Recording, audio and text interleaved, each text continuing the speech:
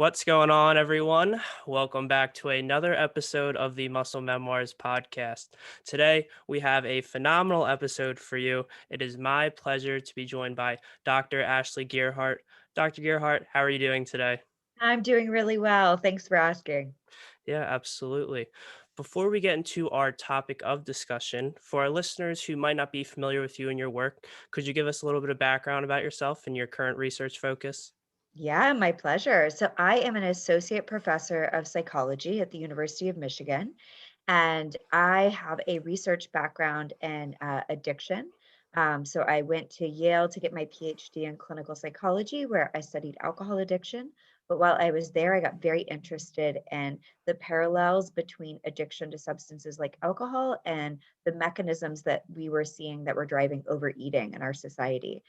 So my big focus right now is on the idea of whether ultra processed junk foods can trigger an addictive process akin to something like alcohol or cigarettes. And that sets the stage perfectly for what we're going to jump into today. You were part of a recent publication, absolutely fascinating in my opinion, and it was more or less a debate about the concept Yeah, of food addiction and whether or not this is a valuable concept, and that does it tell us more about this obesity epidemic that we're experiencing. If we accepted food addiction as a diagnosis, would this help practitioners and physicians everywhere and their ability to help people with this disease? And I thought your position was particularly compelling. So I think we should start there. So sure. lay it out for the audience. Yeah. Why should food addiction be considered a valid concept? And can you provide an outline about how the addictiveness of a substance is Mhm. determined? Yeah, my pleasure. It's really surprising, I think, to many people that we don't have any sort of biological marker. Like there's nothing in the brain that says, oh, this person's addicted or this person's not, because I checked this blood work or I checked their brain and I know it. Or we don't even really have that same factor when we look at a substance to say, is this cigarette addictive or is it not? I could tell it was addictive because it looked like this in the brain. That isn't how we've really gotten to a point where we've been able to tell whether something's addictive or not. What we've done over time is that what we really see is that when there's a substance that's really highly rewarding, that we do know it impacts the brain, but the big key part of it is that people are consuming it in this compulsive manner where they're consuming it in a way that feels out of control, that they're continuing to use it in a way even though it's hurting them or they want to stop or they want to quit and they continuously relapse. And so I often point to tobacco as such a clear example that we really debated for decades and decades why people were dying about whether tobacco and cigarettes could be addictive.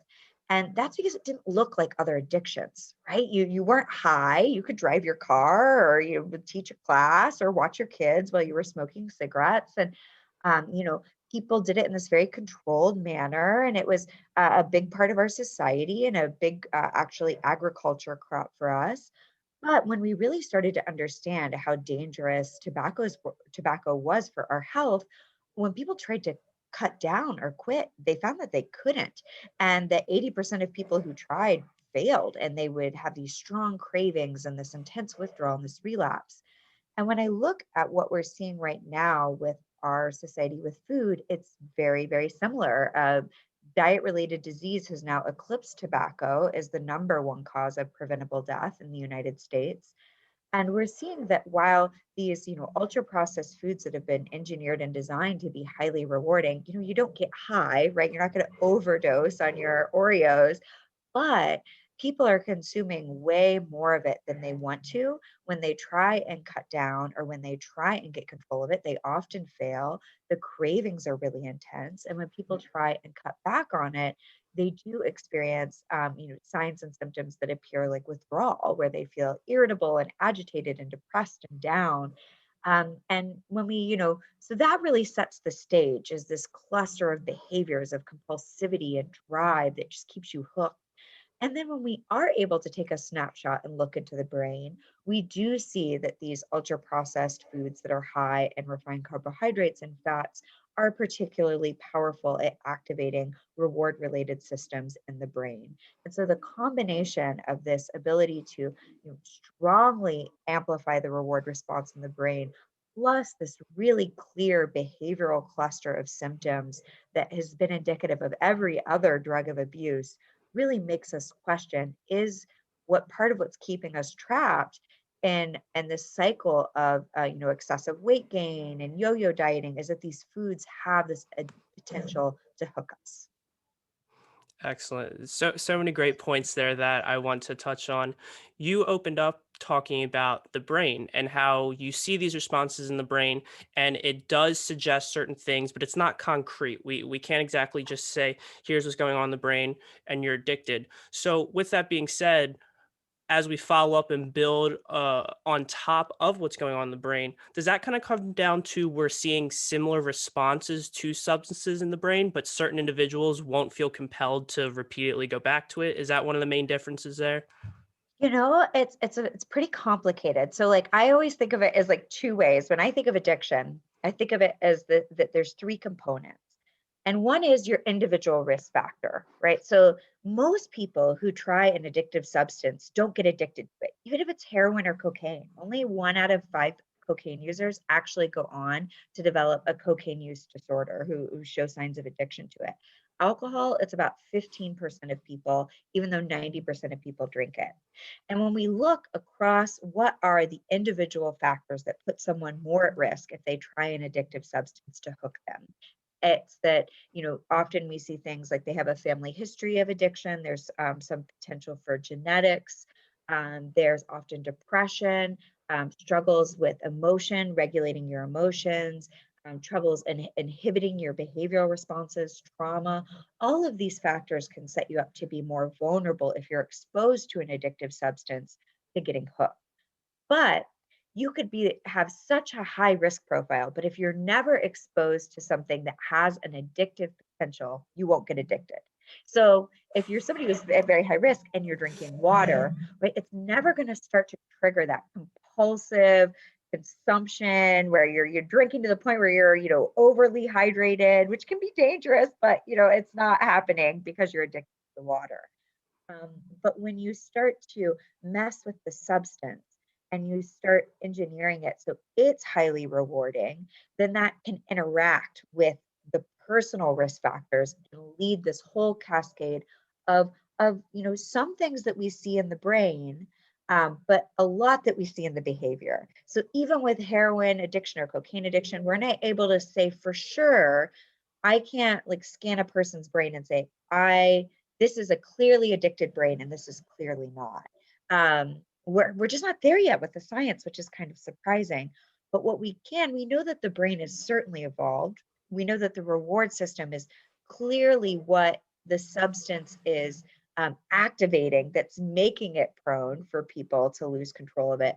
But we when we listen to music, we have a reward response. When we pet our dog, we get a reward response. And we don't have this kind of threshold where we're like, okay, at this level of reward, it becomes an addiction, and at this level, it's not. And that's part of what I think leads scientists to debate it so much. And so, again, when I go back to tobacco, it wasn't like all of a sudden we were able to say, oh, the brain is this activated by tobacco, so we know it's addictive. It was really by looking at the behavior of people who were, using cigarettes and using tobacco and nicotine containing products that made us realize it was really addictive. And then when we looked at the brain, it was like, oh, and it makes sense that it is activating the reward system. And that's probably what's like really supporting this kind of behavioral compulsive response. But then there's one other layer, which is the environment. And so even if there's something like cocaine, which is, it can have a very strong addictive potential, but it's expensive and it's not advertised and it's not very socially acceptable. And so we don't have this huge cocaine epidemic in our society because of the environmental factors. Now, when we look at, what are the factors that lead us to have addiction epidemics? It's that, you make a substance that's more potent, you make it cheap, you make it accessible, you make it heavily marketed, you make it, really socially acceptable to use, and you get an epidemic on your hands. When we look at these ultra processed foods, they're engineered and designed and now naturally have really high levels of rewarding ingredients that do activate the brain more.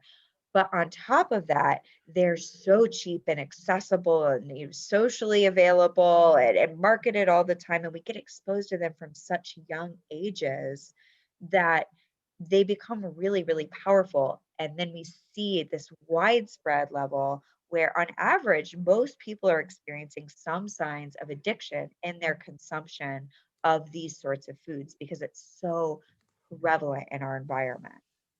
Yeah, those are really interesting points. As you brought up there, this is a debate, right? Yeah. It's not widely accepted whether food addiction should be a valid concept, and that's fascinating to me because ultimately it seems to be an issue of semantics, right? If you look at all of the great scientists in this field, all of the great practitioners, everyone acknowledges the reward system in the brain and how consuming certain foods creates this exaggerated response there. But then we get into these nuances of, well, eating certain foods that have addictive like properties, and depending on the individual's genetics and their environment, they might be more likely to consume them in an addictive like manner. But I don't know if I want to throw the label out there You're that so right. That's really where we're at. I totally agree with this. Like when I first started doing this research, like the idea that an addictive process might be at play, it just was so controversial. And people just, it was very intense emotion around it. And I would say overall, over the course of my career, it's actually kind of, even in that debate with Dr. Hebebrand, by the Mhm. end, we're both like, okay, there's certainly an addictive like Yeah. phenotype, right? Like he was like a like, and I was like addictive. He's like a like, I'll say like. Uh, and and the question is on this kind of semantic issue. And this is why I still fight really hard to say if it meets the criteria, if we look at what I'm working on right now is a paper where I'm going back into the 80s and the Surgeon General's report, where for the first time, in a governmentally official sort of way, we said tobacco is addictive. Why is that important? Well, forever, the idea was that tobacco was just habit forming. It was just a bad habit. If people just tried hard enough, they could stop this bad habit. And what that keeps it all focused on is this person who's just not trying hard enough that has a bad habit. But when you start to realize that actually this is a substance that's been engineered and designed to be so reinforcing that it hooks you in this compulsive way that keeps you coming back for more, keeps you coming back to consume at a level that's bad for your health, that takes away some of your own ability to say, I want to quit, but you're hooked on it, then it really opens up this greater focus on the industry that's creating that addictive substance and makes us think about what are the policies and the legal ramifications about changing, you know, the environment around that addictive substance. If we say it's not about the substance, it's not addictive, it's not hooking you, it's just, you don't have the willpower if you just tried harder, it's just a bad habit, that's all it is. We're stuck where we are, which is it's just on the person. And it really, I think, increases the stigma of self blame by not acknowledging that there's a billion-dollar industry that's putting lots of research and development, kind of really manipulating it to hit that bliss point where it's really hard to say no. And I actually think there's evidence that in some ways, these foods are more easy to get addicted to than drugs of abuse. And the reason why is that, what drugs of abuse do is they kind of hijack that reward and motivation system that evolved to make sure we were getting things like food and water and things we needed to survive. And so to start to hijack that system so it doesn't care as much about calories and water anymore, and you're just so focused on your next hit of cocaine or alcohol, it needs to be a really powerful substance to kind of hijack it. Well, with these foods, they're working with the system. We're already engineered and designed to want calorie dense foods that have lots of sugar and lots of fat. And so once you start messing with that substance, it probably doesn't take that much fussing with it to start to get that system so it stops paying attention to whether it's good for you or whether you want to stop, but just starts compulsively driving you forward to get more and more and more. And when we look at animal models of research, like this study by Serge Ahmed in France, and Dr. Serge Ahmed, who's in France, blew my mind that he was doing work where he would addict animals to drugs like opioids or amphetamines, and then he would put them in a forced choice task and say, okay, you can either choose the opiate you're addicted to or sugar. And overwhelmingly, like over 80%, the animals would choose the sugar when they were forced to choose, because it's already what we're so hardwired to want. And so that's why, like, I've had so many people tell me, like, if you just didn't call it addiction, like, I'd be, just sidestep the controversy. The reason I think it's worth the controversy is, like, if it is actually addictive, we know so much about the role addictive substances play and our policy approaches that can reduce the harm, but that has to pull in industry culpability. And it's not just a function of willpower. Hey guys, Mike here. If you're interested in learning more about how to maximize your health, body composition, and performance, head over to hammerawayfitness.com, where you can sign up for coaching or even just schedule an hour consult with me to get some of your training and nutrition questions answered. Also, if you enjoyed this episode as much as I did and would like to further support the growth of the Muscle Memoirs podcast, you can give a donation to the link in the show notes, leave us a review, and or share this episode with your friends, whether that be dropping the link in a group chat or putting a screenshot in your Instagram story. I truly appreciate it. Yeah, I want to come back to this idea of whether or not food should be labeled addictive.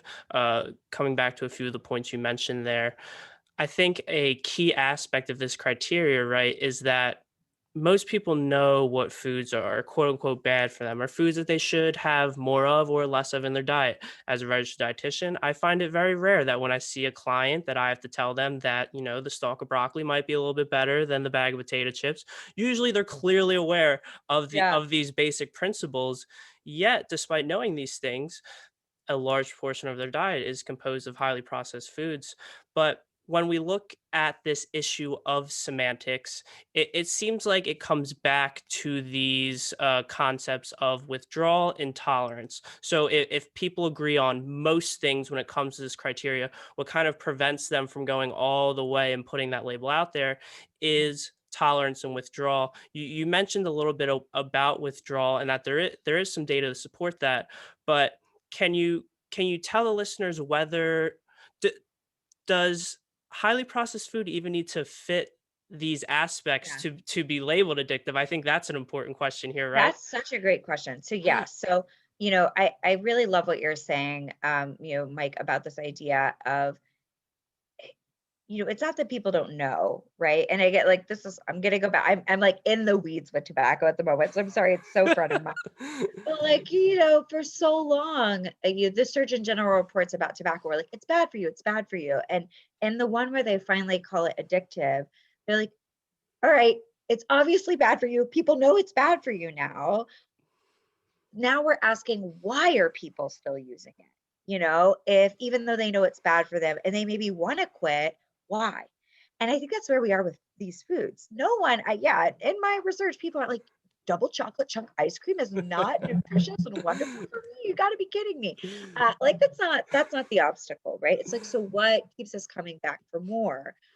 Even if we do, like, I want to, really note that, like, whether you have the option to easily access nutritious foods in an affordable way is very determined by where you live and what your socioeconomic status is, right? So, like, we have to, like, hold that out, that there's social justice issues around this. But for most of us, even if you could afford and it was easy and you could get the, bowl of salad for lunch or the bowl of super creamy mac and cheese, it's real hard to go for that bowl of salad, even if you know it's better for you. Why is that? And so this idea that withdrawal intolerance is what determines addiction is actually outdated. And so it's actually something that we got real stuck on for quite a while. And it actually kept cocaine out of being considered an actual addictive drug until the 80s because cocaine has a pretty mild withdrawal syndrome. Like alcohol and opiates have a very intense physical withdrawal syndrome, where you can get sick and you're vomiting and you're shaking. Um, but cocaine doesn't. It's more psychological. It's about irritability and agitation and cravings and feeling down. And um, when we finally started to realize like withdrawal wasn't just physical symptoms, but also psychological symptoms, that really kind of changed our thinking. But even with something like alcohol, only 1/3 of people who have an alcohol use disorder actually have withdrawal from alcohol. So, and not all addictive substances actually have a withdrawal syndrome. So there's certain sort of psychedelics that don't have any sort of withdrawal syndrome. So the idea that withdrawal is what's keeping people hooked isn't the whole story. And the same thing with tolerance, that tolerance does seem to play a role in many addictive substances, but it isn't at the heart of it. You can have a diagnosis of having an addiction without having any withdrawal or tolerance symptoms. So it is not necessary nor sufficient. Now, is there evidence with these highly processed foods that there is some evidence of tolerance and withdrawal? And I would say yes. And two lanes. First is animal model research. If you look at animal model research and you look at rats who are given, sugar, like high sugar diets, they will start to consume larger and larger and larger binges over time. And there's actually evidence of that as well with people who have binge eating in their own life, that their binges continue to kind of get larger and larger and larger. And that's what we see, that's an indicator of tolerance, that you need more and more and more to kind of get that amount you're looking for. So I suspect there is tolerance. There's actually also a research study by Dr. Kyle Berger where he found that when he put people on a novel sugar sweetened beverage and he looked at their brain response before they were on it, and then after a couple weeks, that the brain response had become muted to it over time. So less reward response to the same amount of sugar sweetened beverage. And that's an indication of withdrawal, that it just doesn't give you the same kick. So you need some more intensity or you need larger portion size. So there's some evidence for tolerance. There's also evidence for withdrawal. And again, the animal model research here is shockingly strong. Like that rats who, if they're consuming these high sugar diets and you take the sugar away, or you block the effect of the sugar in the brain using a drug we use to block the effect of alcohol in the brain, the rats will start to shake and they're aggressive and they show all the classic signs of withdrawal. In humans, we have people anecdotally reporting this all the time, right? When they try and cut down on, go on healthier diets and go on junk food, they'll say, I'm so irritable and I'm agitated and I'm not sleeping great and I'm like have these intense cravings. I can't focus. Those are all signs of withdrawal. And so we've actually created a scale, the processed food withdrawal scale, and we found that in both adults and children, people report that when they try and cut down on junk food, they experience the same kind of classic withdrawal symptoms that we see with things like cocaine and cigarettes, and that people who experience more severe withdrawal are more likely to fail at their diets. And it follows the same time course as withdrawal syndromes that we see in other addictive disorders, which is that it usually starts at about 24 hours after you quit, and then it peaks about 2 to 5 days after you've cut down. And then if you can make it about 2 weeks out, you're doing much better about 2 weeks after you quit, but you have to make it through those first 2 weeks. And I think for a lot of people, it's really hard to make it through those first 2 weeks, and that these undiagnosed, minimally understood withdrawal symptoms might be an obstacle for people being able to adhere to healthier diets. If we were to accept Mhm. food addiction as a model, I think the points you just laid out are ones that most of the listeners won't be familiar with, or I think that when people look at this debate from the outside looking in, they might not be super into the research, but they've heard about food addiction. They on the surface will think tolerance and withdrawal Yeah. automatically have nothing to do with this, but I think that would get the gears turning for a lot of skeptics. So I really do appreciate that outlining and getting into the nuances of this. If we were to accept this model of food Mhm. addiction and then even furthermore we were to label certain foods as addictive, I kind of want to start the discussion here as to what the pros and cons are potentially of doing so. Something that you already brought up, which I love, is if we were to label foods as addictive, then it kind of removes this stigma that, hey, you just don't have the willpower. Like, just make the right choice, man. Like, that's all you got to do. Here are the Yeah. healthy foods, here are the bad foods. It's a simple decision. Why aren't you doing it? And we can remove some of that if this were to get instilled. And maybe you can expand on that concept and Yeah. bring up some other potential pros before we kind of consider potential cons as well. Absolutely, my pleasure. So yeah, that for me is one of the most important things that has motivated me to do this research is just when I look at the blame and the stigma and the shame that is heaped upon people who are struggling to, with their relationship with food, it breaks my heart. And it reminds me so much of the exact same stigma and shame we've heaped on people who've struggled with addictive substances through much of history until like we still, until we start to realize, oh, there's something about that substance that is getting in under your skin and hooking you. This is we need to provide this person with more support and actual treatment and provide them. It's not just a white knuckle it willpower issue that people deserve more support and more help and more care and tackling something like this because it's not easy.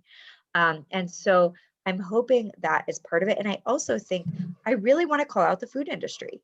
Right now, as long as it's just a person based issue, they get away scot free, you know, making money hand over fist, creating these novel food substances, and then aggressively marketing them, particularly to children, particularly to vulnerable populations. And then when people get hooked, they say, bad job, you're just a weak-willed person. And, just recently with oxycodone, these opioids that came out that were new and novel, the industry really underplayed their addictive potential and did these huge marketing pushes to get doctors to prescribe tons of them with little oversight.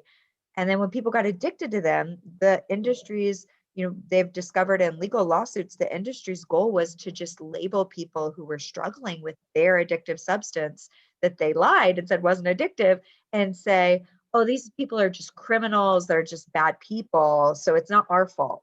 And so I feel like it's really important to hold the industry's role in creating such a huge public health crisis um, as part of the solution. And I think that if we do truly get to this point where we label a food as addictive, I think that it opens up policy doors for us to think about things that we've done with tobacco, where we have, done things like limiting vending machines and using economic strategies to make them less accessible and less available to children, reducing marketing. And I think with food it's even more relevant because with tobacco, our goal wasn't trying to shift people from like a cigarette to like a nutritious cigarette, right? It was like you have to smoke. We all have to eat.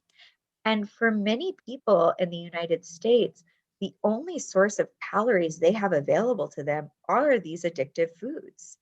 And so that just strikes me as fundamentally unfair. It's like if for you a third of the United States, when you tried to turn on your tap to get water, the only thing you had available to you was beer, like and that's what you had to give your kids and that's what you had to drink. And then when you got hooked on it, people were like, well, you're a bad person, stop drinking that, but they didn't have access to water. That's what our food supply looks like for much of the United States, especially communities of color and poor communities. There's a social justice concern about that. And so those are some pros to me that I think are really important from a treatment perspective. I think as a whole, we've kind of generally been like, eat this, don't eat that. Right, off with you. I gave you the list of good foods. Why are you struggling? And I think this idea of providing people with some of the tools that we see in the context of addiction research can be really helpful. So we focus a lot on what are alternative ways to regulate your emotions, what are issues, how do you deal with cravings when they come up, the fact that you might feel ambivalent and conflicted about change because you do get a pleasure hit, and it's an easy, quick pleasure hit to go to something addictive, but it's also in the long term hurting you. And so, how do we help people enhance their own motivational drive to change? Pharmacotherapies, some of the newest drugs on the market for things like obesity and binge eating are drugs that have been developed to help reduce addictive disorders. So drugs that focus on the reward systems of the brain. And so these are things that I think have us just kind of really change our perspective in thinking about this, that can help us think about this in a more novel way. But I think the most important thing to me is, like we've seen with addiction time and time again, if you don't change the environment and the environment is toxic and just pushing that addictive substance, the amount of treatment you need to overcome that is almost impossible. Right now, 70% of people have overweight or obesity.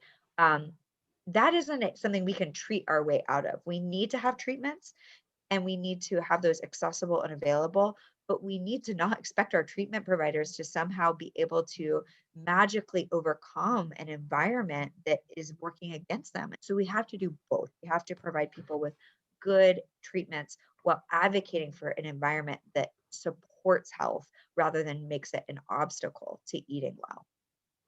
I love those points on the topic of holding the food industry more accountable. And I think that's more or less when we look at all of the potential interventions to overcome this crisis. To me, that one stands out the most. I've spoke to numerous researchers on this topic. We recently posted a compilation of responses on the Muscle Memoirs, and it's just a simple question of how do we attenuate these increases Yeah, in obesity and cardiometabolic disease? And we have all these interventions. Is it education? Do people need more knowledge? But it's usually coming back to the food industry. It's the advertising. It's these foods yeah, created to elicit a specific response. That bliss point that you reference. If we look at socioeconomic status, and some people are just they live in a food desert. yeah, They have a corner store, and that's about it for miles. And they might not have fresh fruits and vegetables there, or they might not even have the money to pay for those fresh fruits and vegetables. yeah, But 100%. when when we look at this, right? So if we look at holding the food industry more accountable, is a potential pushback of labeling foods addictive to hold the industry accountable? Can that backfire in a sense? Can we label foods addictive, and then as a consequence, the food industry is like, look, we labeled it addictive, like it's hands off now. We kind of told you like this might Yeah. happen. We don't have to do anything more. How would you address that potential and counter That that? concern. Yeah, so my instinct is on that is that I have this wonderful advisor. His name is Dr. Kelly. His name is Dr. Kelly Brownell. He's at Duke, and he does a lot of food policy work, and he has made the food industry very angry a lot of times. uh, and he's often said, if the food industry hates it and like comes out guns blazing, it would actually make a change, right? Like he's the first person who kind of suggested soda taxes and has been very big on calorie labeling and things that like the food industry does not want.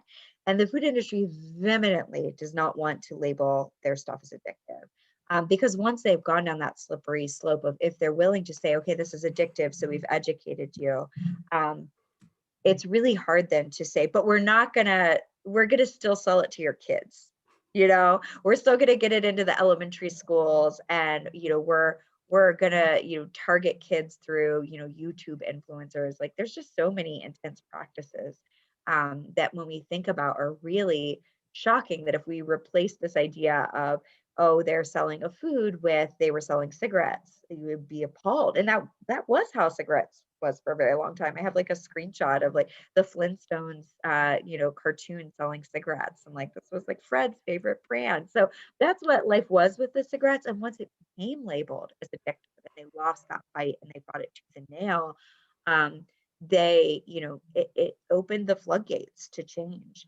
I think where it can be weaponized, but I think they're doing a good job of weaponizing so many things, is that they can muddy the conversation because addiction is a concept that has generally been um, a it isn't as black and white. We can't do like a bio test and say, oh, yep, this is addictive. Oh, that's not.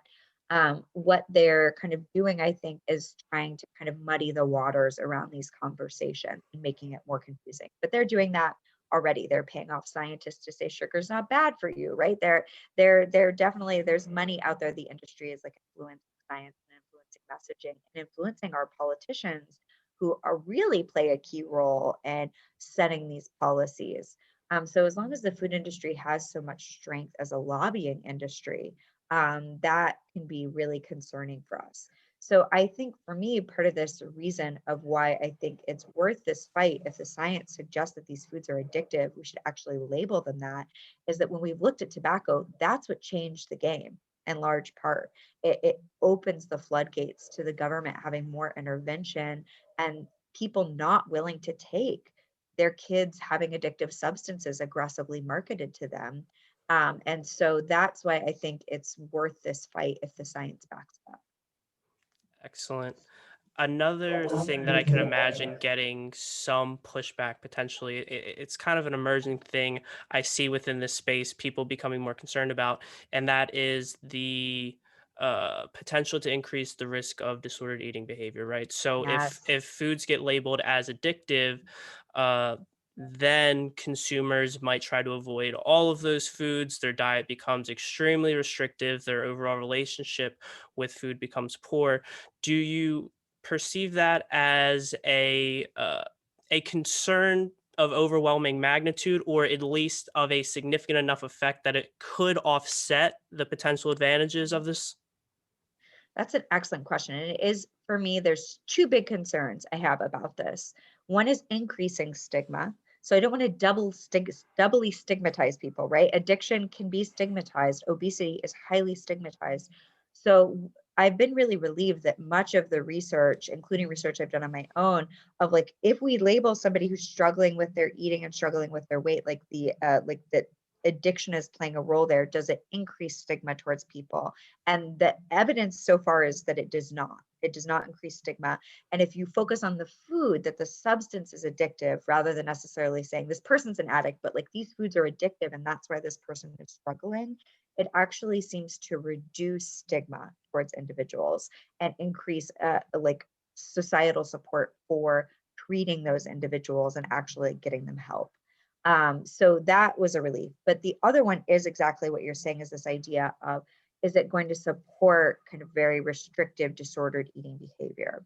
And so I think more research needs to be done on that. So far, when they've given people vignettes where it said food's addictive or not, and then they've measured their eating, there was somewhere I was concerned that people were just going to say, oh, screw it, it's addictive. I can eat whatever I want. And that hasn't been the case. It doesn't necessarily seem to change people's eating behavior when we measure it in real life. And I think part of this is because most people actually believe these foods are addictive. Like when we look at like popular, like, do you think sugar's addictive? Like people, 80% of people are like, yeah, I totally think it is. So I think it isn't a totally new and novel idea. What I do actually think is that if these foods have this addictive pull and we're not acknowledging that and preparing people for that, then what people do, I think, is that they experience the addictive pull of these foods and they find that they're losing control, especially people who have very strong concerns about shape and weight, who are vulnerable to restrictive eating disorders. That when they're consuming the ice cream and the chocolate and all these sorts of foods, they find that they're having a hard time eating it in moderation. So then they start to react to that by trying really extreme, unhealthful, rigid, restrictive approaches to their eating that can get out of control. So like the way people are navigating a food environment that is just flooded with addictive foods that are hard to manage is that they're it's almost this like equal but opposite response of like, this is so hard to figure out how to do this in a healthy way. I'm just going to like just do this really extreme fasting response or extreme dieting response to try and counteract it. So like, even if we don't label it addictive, I think the addictive pull of these foods is what is setting a lot of people up to struggle with restrictive disordered eating behavior. Now, I think, when I think about what might this mean for treatment and how do I think about it to try and minimize the likelihood that it might set someone up for restrictive disordered eating, is I think about it in the way that we think of harm reduction approaches in addiction.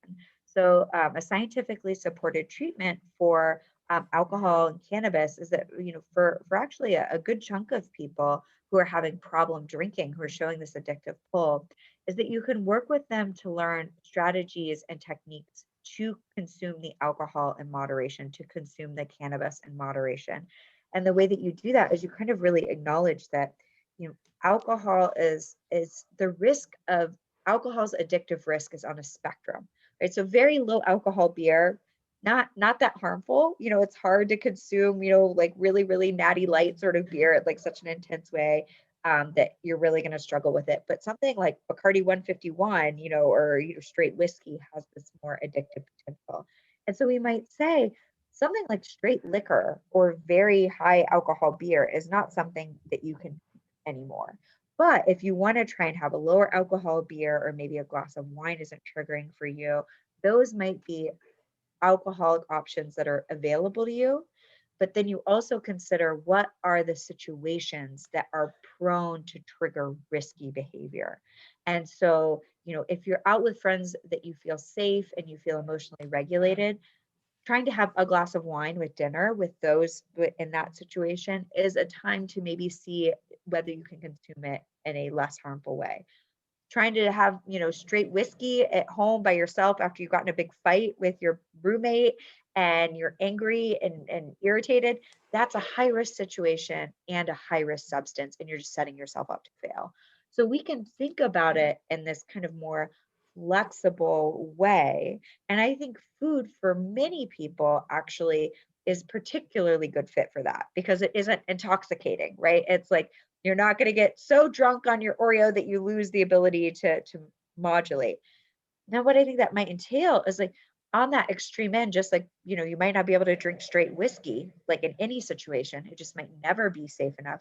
There's probably some foods that are for some people that are just too risky. And you just say, just like somebody who is a vegetarian says, like, I just don't eat meat. Like, I don't eat chocolate chunk ice cream and salt and vinegar potato chips. Like, there's just not a situation that I've been able to figure out where I could eat this in a low risk way. But maybe something like a kind bar or, like peanuts that are salted. Like, these are foods that are a little more processed. It's not, just kale or just beans. It, but it doesn't trigger people maybe as intensely. And so there might be a lot of situations where you can find that kind of middle of road, middle risk foods, that you can eat in safe places that expand your repertoire so you don't just have like a very narrow band of foods that you're allowed to eat. So I'm actually trying to work on a treatment manual that kind of operationalizes that, and we're going to test it and see how does that work for people, and does it increase risky disordered eating behavior, or does it decrease that sort of behavior? But I do think that is a valid concern that we need more research on. I think these concepts segue really nicely into our next topic of discussion, which I'm particularly keen to get your response to. And in the context of assessing risk of certain foods, perhaps there might be some individuals where more or less all highly processed carbohydrates present too high of a risk. Yeah. And this comes to a collaboration of yours on the potential of a ketogenic diet to Yeah. treat binge eating disorder or food addiction and the potential application there. Now, many people with interested in the realm of disordered eating behavior treating those patients. I mean, this more or less flies in the face of the current consensus of evidence-based strategies to treat this population, right? Yeah. We shouldn't extremely restrict anything, and if you remove an entire macronutrient, that's just going to inevitably exacerbate this disorder. But based on the work that you're doing, some of the potential research that's emerging that you've outlined, that this could be beneficial for specific individuals. So tell the listeners here Yeah. mechanistically why this could be a good idea for certain populations. Absolutely. So I think this is the most controversial part of, and accepting how much the food industry like particularly dislikes this research because what it might mean for them from a policy perspective. From a scientific perspective, I think this is where it gets there's the most controversy around it, is this idea that maybe for certain individuals, and I don't think there's a one size fits all. I don't think there's like, here's everybody who's showing this addictive pull. This is the one way. Like there's no disorder out there where there's a one size fits all approach. But for some people, if I had to put, based on the current evidence, what is the most addictive component of these highly processed foods? It's rapidly absorbed refined carbohydrates. That quick hit of refined carbohydrates that you get in things like potato chips and pizza and candy and ice cream and sugar sweetened beverages, where you get this rapid uptick and then this rapid crash, and then even this dip that sets you off to be kind of your blood glucose to be even lower than it was before you ate it. That signal is what really, to me, most mimics an addictive profile. I think fat then gets in and kind of amplifies that signal of the refined carbohydrate. And so if I say to people, like, if you're trying to look at your diet and think about what is maybe the riskiest thing to try and eat less of or consume, it's how much is there or a rapidly absorbed refined carbohydrate in that, like, and that like blood, your glycemic index might be a way to think about that. But in general, does it have a bunch of white flour? Does it have a bunch of refined potatoes? Does it have a bunch of sugar in it? And so something like for people who are maybe really sensitive to that pull of the blood glucose and the refined carbohydrates, a diet like keto could possibly be beneficial for them and kind of flatten out these spikes and crashes and spikes and crashes and spikes and crashes of your blood glucose system, which goes through the body and goes up to the brain and is related to signaling of the dopamine system, which is really key in addiction. And so, in general, I think for some people that if they may find that like a keto, a very low carb diet just helps them feel sane with food in a way that they aren't able to handle when they're trying to eat those foods in moderation. They might have a particularly sensitive blood glucose system, or there's a lot of individual differences in how our bodies react to refined carbohydrates. And so for some people, that might be the answer. I don't think that that's the answer for everybody. I also kind of have been thinking a lot about the idea of a nicotine patch, right? And so one of the things that helps people and kind of minimizes withdrawal to some degree and can be beneficial in helping people succeed to get off of cigarettes is you're still getting nicotine, which is addictive, but it's in the form of a nicotine patch and it's kind of a low and slow release. And when you take something that has an addictive potential, but it's a low and slow release, people don't get addicted to it. People don't get addicted to their nicotine patches. It's when you take that same addictive substance and it's rapidly absorbed and then rapidly crashes, that's what makes you addicted to it. So when we're getting these carbohydrates, which are very reinforcing, and you're getting them in the form of, the candies and the processed foods we've been talking about, you're getting that addiction profile of spiking and crashing. If you have a carbohydrate, but maybe you're consuming it and it's in a very whole form, like farro or quinoa or brown rice or things like that, for many people, I think whole grains might be the nicotine patch to the refined carbohydrates in our society. And so for many people, I think that is a part of their diet that they might be able to manage in a way that isn't triggering and that doesn't trigger that addictive response. But I think it really depends on the individual. And this is where science is lacking, because I think we've been so focused on there's no good foods and there's no bad foods. And so we haven't looked at the food and how it differentially impacts our psyche and our brain and our bodies, that we're behind on that. And one of the pieces of evidence that I think suggests that this is worth diving into is Carlos Grillo at Yale was doing work for individuals who have binge eating disorder and actually putting them on behavioral weight loss diets. So it's supposed to be kind of the control condition to our typical there's no good food, there's no bad food eating disorder treatments. And what they found is that, saying cut out these foods, don't eat these foods or this sort of thing, eat regularly, eat nutritious foods, that was as effective as cutting down at binge eating as our traditional no good food, no bad food diets. And so there is some evidence that saying these foods are really problematic and let's just take them off the plate for you for a little bit. Maybe it's not forever. Maybe you can ease them back into your diet after you have some recovery under your belt. But maybe for right now, you think of them as if you had a gluten allergy or you were a vegetarian, or there's all sorts of ways you keep kosher that people don't eat certain classes of foods because it doesn't fit with their health or their values. And maybe you think about it like that for a little bit and see how that goes. And some of the research suggests that, like, when it comes to restriction, the thing that is really dangerous isn't so much saying, like, oh, I'm not going to eat sugar, I'm not going to eat chocolate.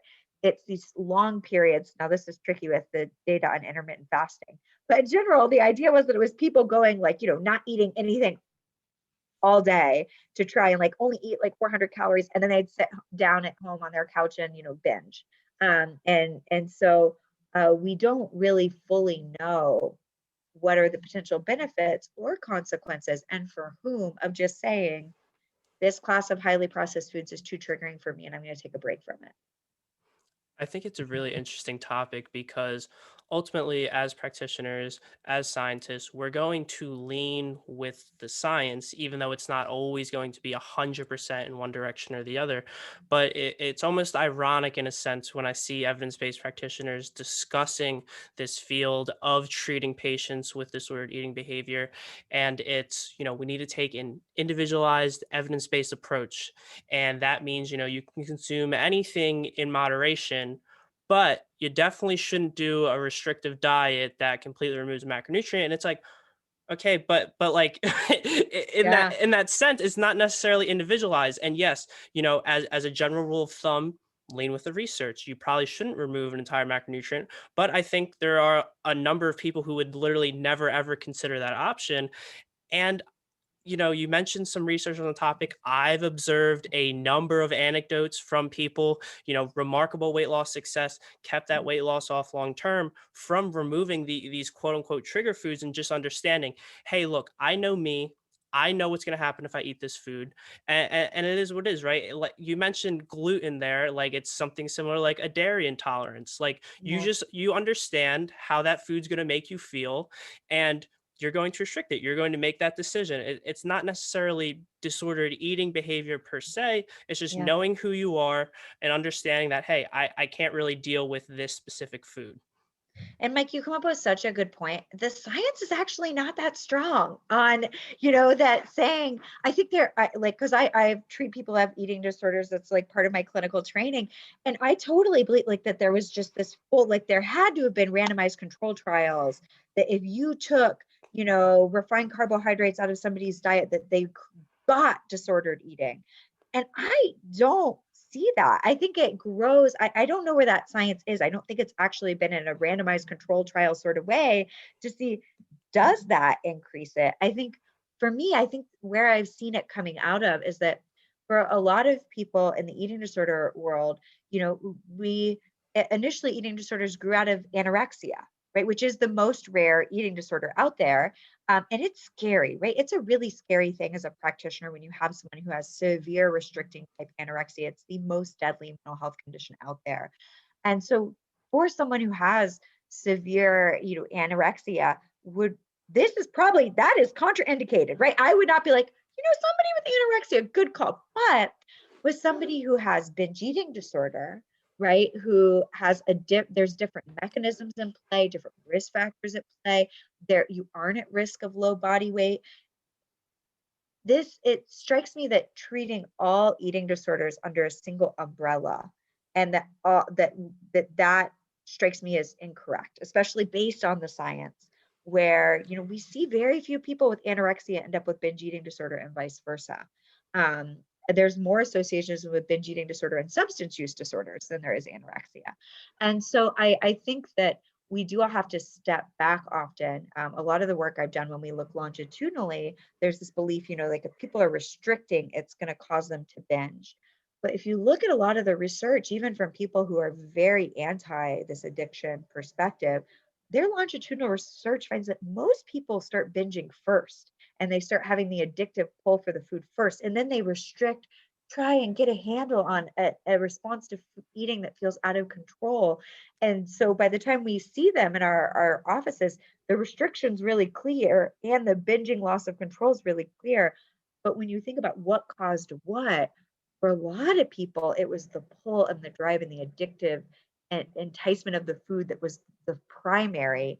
And then I think that the way that people can restrict and kind of get in these binge restrict patterns, it doesn't help. I think it adds fuel to the fire, but I think we have to help people figure out what is moderate, flexible ways of navigating a toxic food environment that if you just ate whenever you were kind of triggered to eat these foods, we'd all struggle. And that's kind of where we're at now, right? So we have to equip people with, tools to help them navigate what's a very toxic, addictive sort of food environment.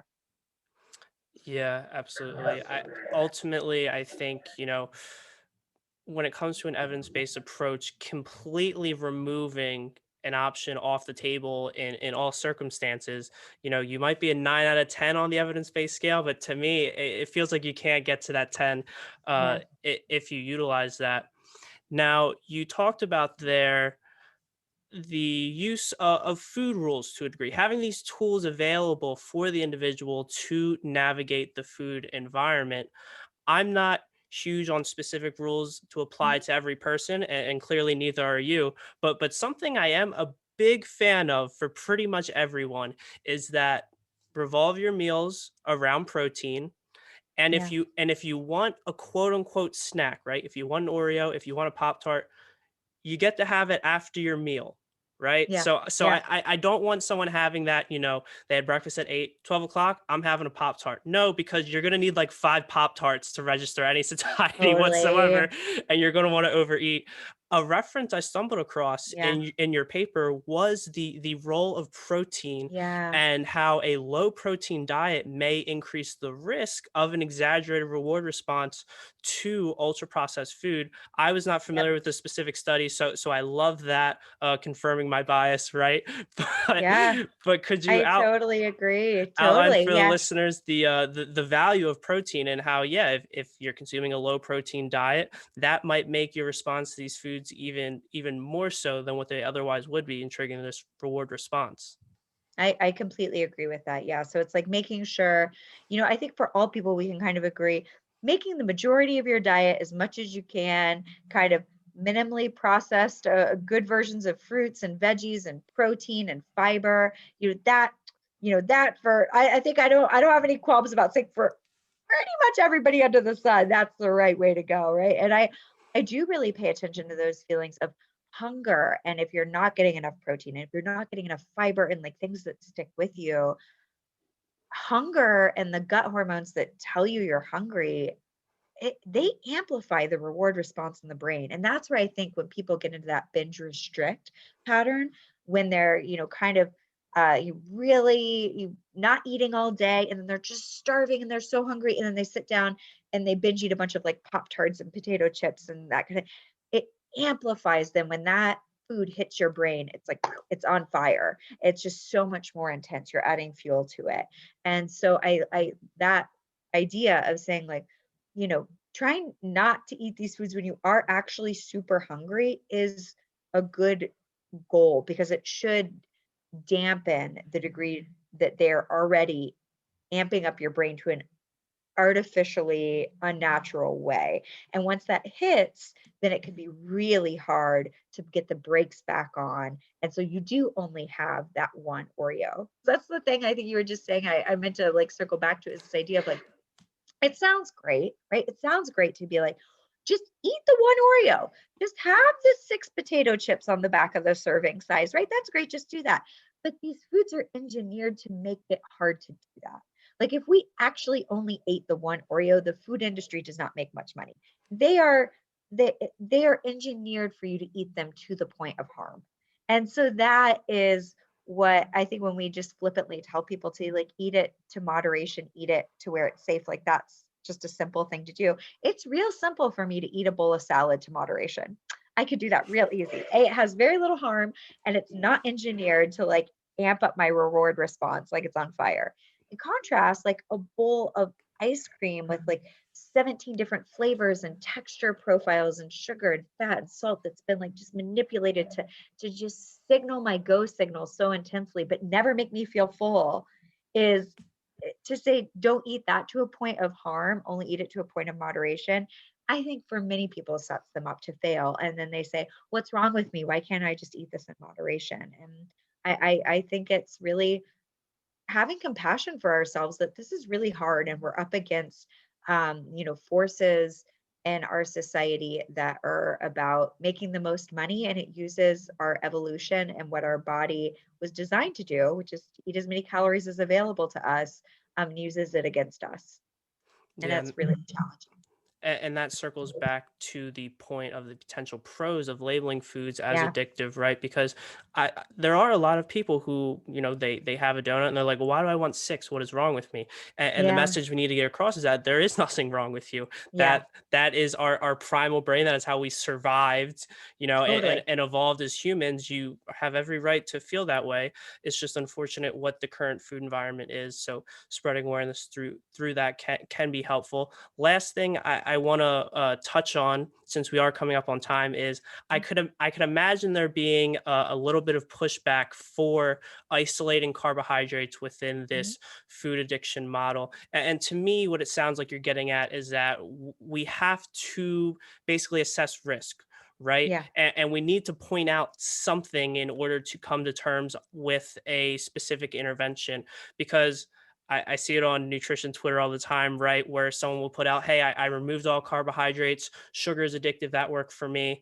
And then you see this retort from someone else who's mm, relatively evidence-based. And they're like you weren't just, putting a spoon in a bag of sugar and eating that. yeah, Like yeah, you weren't addicted to sugar.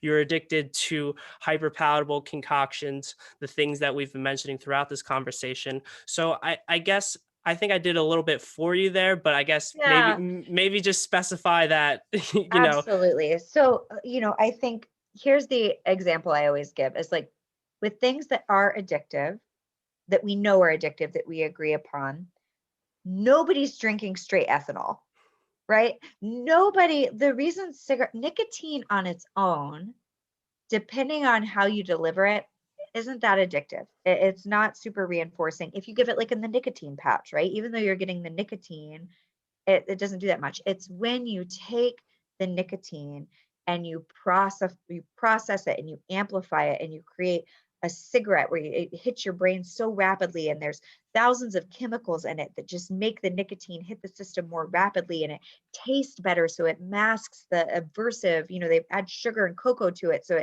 it doesn't taste as bad in your mouth. It really does take the processing, but you need the nicotine, like D-nicotine cigarettes that don't have nicotine in it, people don't get addicted to those, right?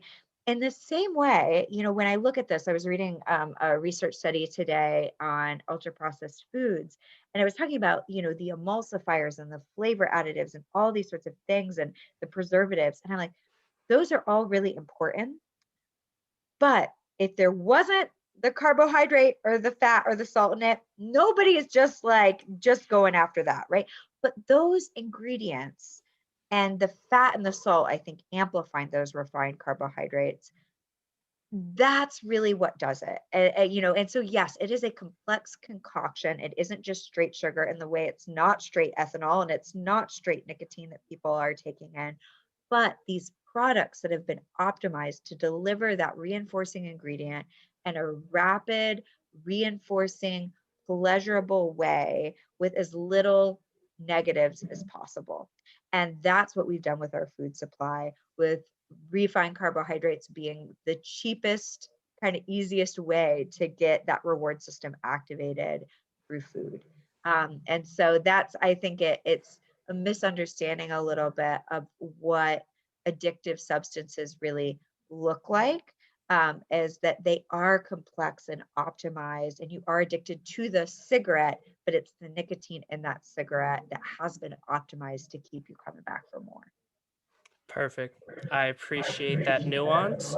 Dr. Gearhart, this has been a tremendous chat, but that is all the questions I have for you today. For our My list pleasure. for our listeners who want to go and learn more about you and support you, where can we point them towards? Are you on social media? I am not on social media. Actually, it's another thing I think is quasi-addictive, but very helpful too. I like check it out through back channels. But the best way to keep in touch with me is my website. So it's the Fast Lab dot. I think I'm not sure if it's .com or .edu, but if you Google me, Ashley Gearhardt Fast Lab, it pops up, and you can see the papers that we're publishing, the talks that I do. We'll link to this, Mike, so people know about this and other podcasts and things that I do, all the scales that we have. And so you can learn more about what we do there. Great. And I will be sure to link that in the show notes. But that does it for another episode of the Muscle Memoirs podcast. Thank you so much for listening, everyone. Thank you.